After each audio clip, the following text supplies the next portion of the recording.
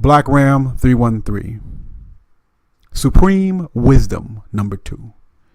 Learn how to study. I say again, learn how to study. The acquisition of knowledge and wisdom is the principal thing in the life of a man. It is the key to everything. So treat her knowledge like your girlfriend. She should be your constant companion. Now, to learn anything, you must completely immerse yourself in the subject matter and material. Therefore, you must always be reading. As a man, there should be something that you are always studying. The acquisition of knowledge. Whatever subject matter. And of course, it should go beyond female nature. But what are you studying? What are you reading? What have you read? When you learn something, it's almost if your brain bursts with newness as the cells therein create new connections. Reading and learning, the neurons firing, the memory stimulated, the mind opening, the mind itself with its trillions and trillions of cells is like the universe. What are you filling yours with? Immerse yourself in something. Learn, study, read. This is the way of Ibmore. Now, there should be something that you want to become an expert in as well. As every man, you should have an expertise in something. What are you an expert at knowing? What are you an expert at doing? What is the subject that you immerse yourself in the most? What are you most passionate about? And whatever that is what you should be learning, and that is your area of expertise. That is your life's work.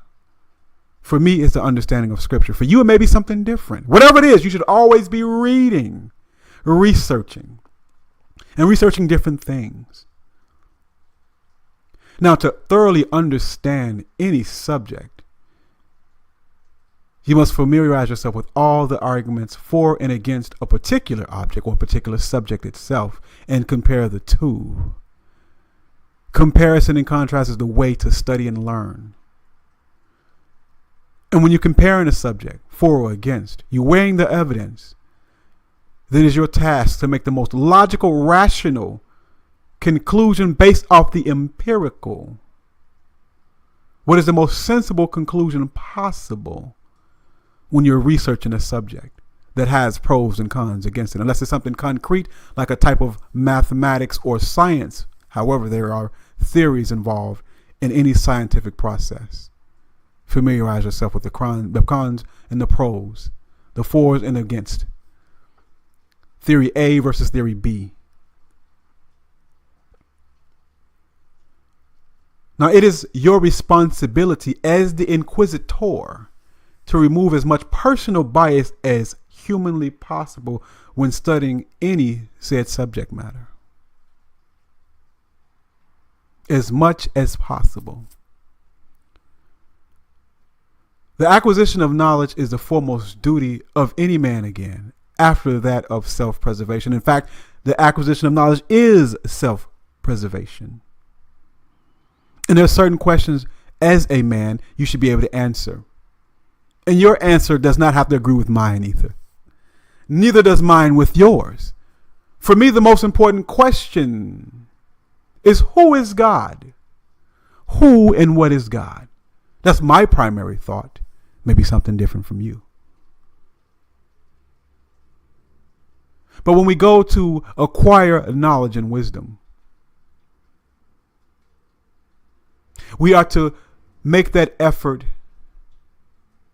as concentrated as possible. Oftentimes, just for an example now, I'm approached oftentimes with the same questions. I work around a lot of people with a lot of questions, religious questions. and if they see me with a Bible in hand, I'm often met with certain challenges.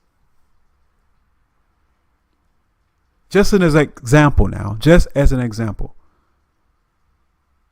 I've constantly have to debate and talk against those who say, well, hey, the Bible you believe in is a forgery and the Messiah you believe in is none other than Horus of the Egyptian religion, which is mythos in my opinion. And my rebuttal and my response is always the same. You believe the Bible is untrue. I believe it is true. You believe that it is a copy of Egyptian mythology. I say to them, who have you read? As a scholar, who have you read? See, this is what scholars talk about. Who have you read? To come up with that conclusion. What is the original source material? And oftentimes they can't tell you. They'll tell me of a man named Khufu Mfufu, whoever that is. Not any primary source material, not any secondary source material. They rely on the tertiary sources. Hearsay, memes. I heard scholarship. Oh, I heard King James was a homosexual. Where's your documentation? I heard he killed his mother. Where's your documentation? I heard Shakespeare wrote the Bible. Where's your documentation? So when I'm talking to those of comedic science, no disrespect to them, who have you read? I've read E.A. Wallace Budge. I've read R.O. Faulkner. I've read Dr. Henry Breasted. I take that back. I haven't read his books yet.